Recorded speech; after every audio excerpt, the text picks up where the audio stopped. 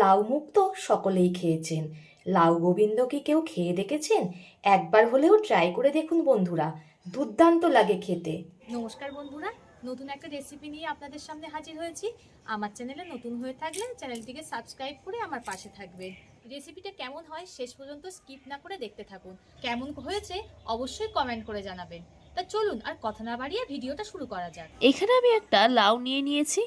এই লাউটার সম্পূর্ণটা আমি নেব না বা রান্না করব না, আমি অর্ধেকটা এর থেকে কেটে নেব।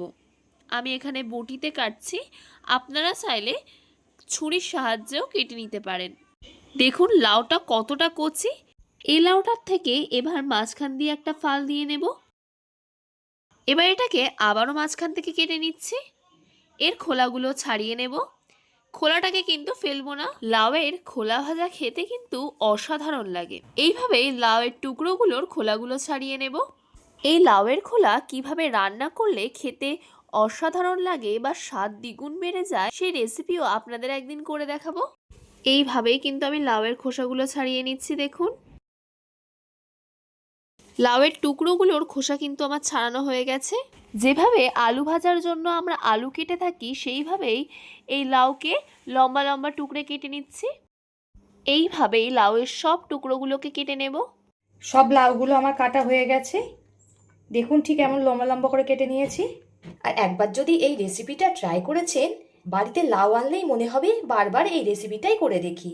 আর নিরামিষ দিনে তো একেবারে জমে যাবে এই রেসিপি থাকলে। এখানে যেটা ইম্পর্টেন্ট সেটা হচ্ছে গোবিন্দভোগ চাল। এটা আমি 4 চামচ মতো গোবিন্দভোগ চাল নিয়ে নিয়েছি। চালটাকে খুব ভালো করে 2-3 বার ধুয়ে নেব।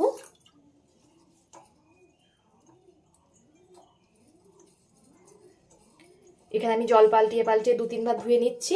আমি চালটাকে খুব ভালো করে ধুয়ে নিয়েছি।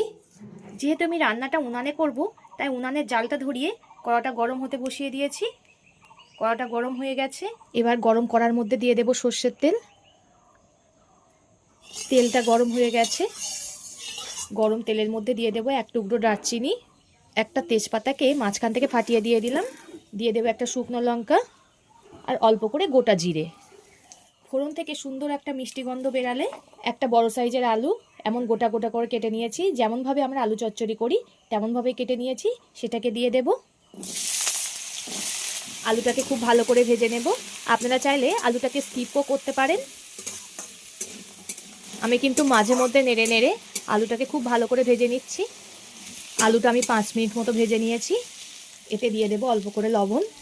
এই লবণটা দেওয়ার ফলে আলুটা খুব তাড়াতাড়ি নরম হয়ে যাবে। লবণ দিয়ে আলুটাকে আবার খুব ভালো করে ভেজে নেব। আলুটাকে আমি খুব ভালো করে ভেজে নিয়েছি। এবার এতে দিয়ে দেব একটা বড় সাইজের টমেটো কুচি আর দিয়ে দেব যে চালটা আমি ধুয়ে রেখেছিলাম সেটাকে।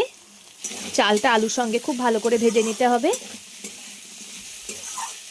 নিরামিষ দিনে এই রেসিপিটা একবার হলেও ট্রাই করে দেখবেন, সবাই আঙুল চেটে খাবে, এত দারুণ লাগে এটা খেতে। চালটা আলুর সঙ্গে খুব ভালো করে ভেজে নিয়েছি। এবার এতে দিয়ে দেব স্বাদ মতো লবণ। 4 চামচের 2 চামচ আদা বেটে রেখেছিলাম সেটাকে দিয়ে দেব। এবার দিয়ে দেব পরিমাণ মতো হলুদ গুঁড়ো। এই সব কিছু দিয়ে আবার একটু কষিয়ে নিতে হবে।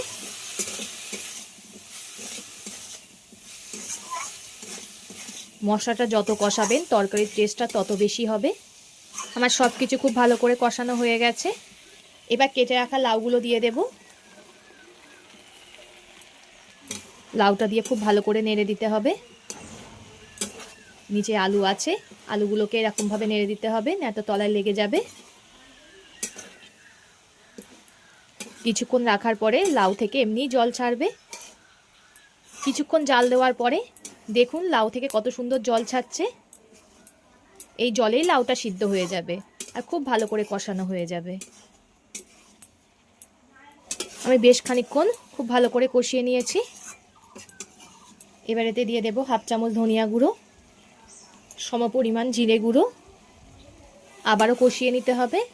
আমার যেসব বন্ধুরা নিরামিষ খেতে পছন্দ করেন এই রেসিপিটা তাদের খুবই ভালো লাগবে, একবার হলেও ট্রাই করে দেখবেন। আর বন্ধুরা কে কোথা থেকে দেখছেন কমেন্ট করে জানাবেন। আপনাদের সুন্দর সুন্দর কমেন্ট পড়তে খুবই ভালো লাগে। আর এভাবেই আমাকে সাপোর্ট করে যাবেন। আপনারা সাপোর্ট না করলে আমি কখনোই এগিয়ে যেতে পারবো না। নতুন বন্ধুরা যারা আছেন তারা লাইক করে দেবেন একটা, আর সাবস্ক্রাইব করে পাশে থাকবেন এমন সুন্দর সুন্দর নতুন নতুন ভিডিও পাওয়ার জন্য। আমার সব কিছু খুব ভালো করে কষানো হয়ে গেছে। এতে এবার দিয়ে দেব অল্প করে জল।